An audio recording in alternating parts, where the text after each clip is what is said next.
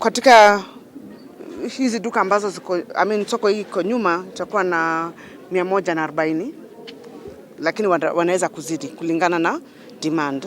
Alafu hapa mbele karibu duka ndogo hizi za electronics na simu na nini ni kama wafanya biashara 20.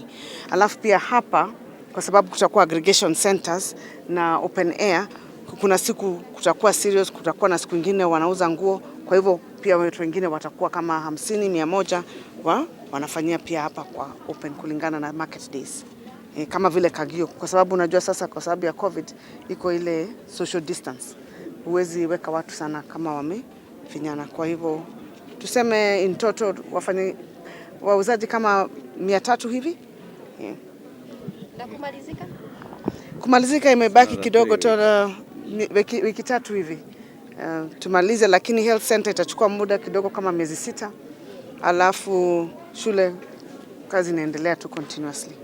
Tunaongea, tunapanga ni nini nitafanya na ni nini watanisaidia kufanya. Kwa hivyo leo tulikuwa tumekuja kufanya inspection ya support hii ambayo tumepewa na His Excellency to the PS, na kazi yetu sana zaidi ni kuona vile tutashirikiana, kwa sababu soko kijengwa pia ni sisi tunawachiwa tu kuwe na tunairan.